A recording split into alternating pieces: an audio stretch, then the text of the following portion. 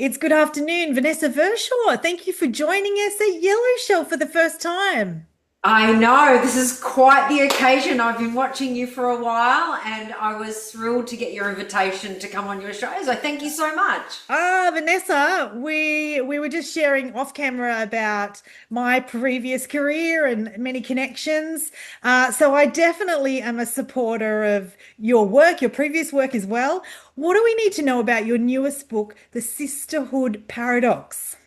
Yeah, so the book was originally kind of gleaned for a couple of reasons, but predominantly 20 years working in organizations and seeing the most corrosive displays of primitive behavior I've ever seen in my life as an organizational psychologist. And it just happened to be women and women. Yeah. And then looking around and realizing that it wasn't a subject that anyone was even talking about and trying to understand Hmm. why that was.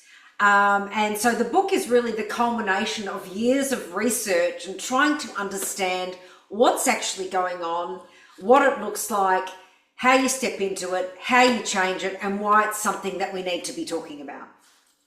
Ah, brilliant. And Vanessa, in preparation to talk to you today, when I was going through the book, it took me back to a time in my life when I was going to uni and at night I was working in a call center and that call center had probably 98% women. And I guess I resonated, and that's more than 20 years ago.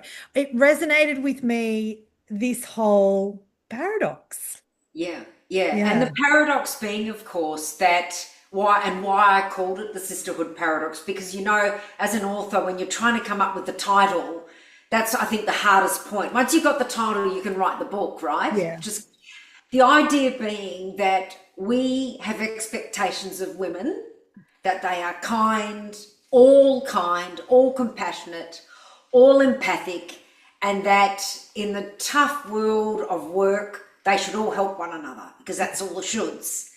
But that's not, in fact, the case. In fact, there are a lot of women who don't help other women Yeah. and do the opposite, which is tear them down. In fact, actively seek and intentionally seek to obstruct their rise up the ranks and getting into more senior roles. And so that's what the paradox of the sisterhood is. We expect one thing from women, and when we don't see it, not only does it affect us really, really badly psychologically, but it's actually having more widespread ramifications in terms of our ability to shift the dial on gender equality, of which we have fossilized in Yeah. Australia in terms of momentum. It's a very important conversation. Yeah, yeah, absolutely.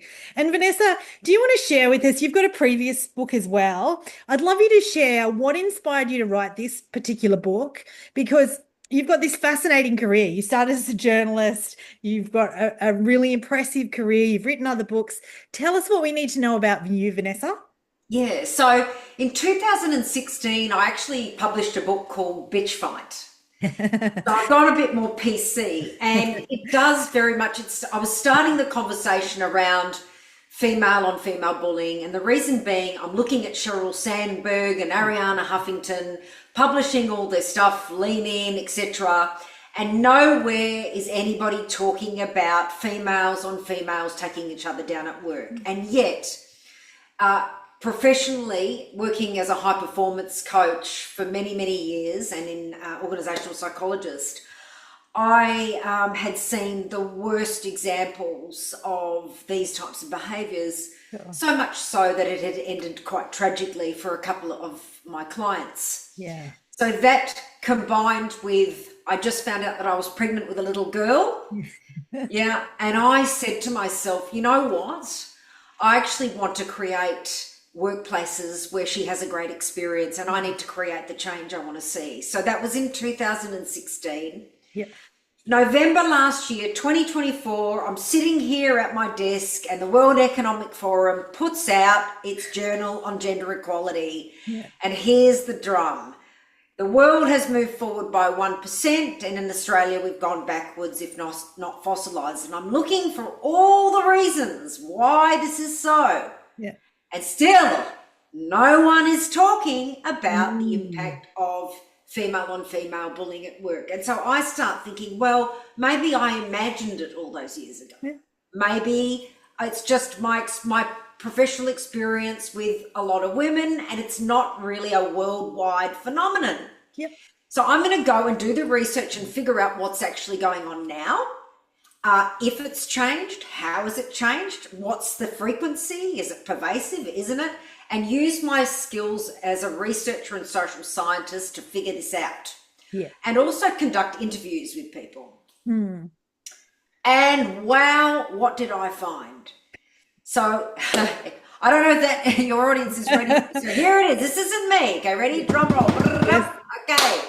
So workplace bullying is more likely to occur, 30% more with women in the workplace, usually by men. But when a woman is bullied, it's 70% of the time it's by another woman. So Wow. a woman, 30% more likely to be bullied at work. But when they are bullied, it's 70% more likely to be by another woman. So here are the stats. And this is looking at 2020, 2021, 2022, 2024, and most recently. Okay, so that's the stats. And we're still not talking about it. And so this is where the book came. And also tactics have evolved. So what I also uncovered through many of my interviews is that things have become more sophisticated. So with the advent of technology and the access to technology, cyberbullying and bullying tactics with women have become where they used to be more invisible, so we couldn't see them. The female bullies have become more brazen. Yeah. Right? And this is why we're seeing a lot of trolling and social media takedowns, very public, and very, very harmful and psychologically traumatic for the women involved. Because here's another fact, and you would probably know this as an organizational psychologist. When women hurt other women, it hurts more. Sure. It hurts more. The psychological impact is far more damaging than if it's by a man. Here's another piece of fact. Workplace bullying in Australia, and indeed in schools, we are leading the way. So it's starting early, followed only by a close second by New Zealand. So it's starting in the schoolyard and it's being dragged into the workplace, and still we are not stepping into it. And so really important to start to have this conversation. Now, I'll admit to you, I was absolutely terrified to write this book. Okay. Absolutely terrified. I was terrified because women who write about this topic previously, where I've done my research, have been vilified, have been told, you're widening the abyss, you're stalling our progress in gender equality, you're a traitor. You know what, girls? We're not doing great. Yes. So I'm not sure how much I'm going to stall progress that is non-existent. Yeah. Yeah. And I figure, let's uncover, let's unpack, let's try to understand more fully one of the areas that we don't truly understand, that is less understood, less investigated, because it might very well be the one lever we have yet to pull that might make a difference in getting some positive traction so that we can have more women in decision-making roles in Australia and beyond. True, true. Vanessa, tell us, if we are watching, wherever we're watching in the world, and we're curious about you and your work, we're curious about the book or your previous book, you have a fabulous website. Point us in the direction. There's lots of resources on that website, but how do you want us to connect with you if we're curious? Yeah, thank you. So the best place is LinkedIn, Vanessa Vershaw, or www.vanessavershaw.com. I'm also on Instagram and Facebook, but only a click away. So please reach out.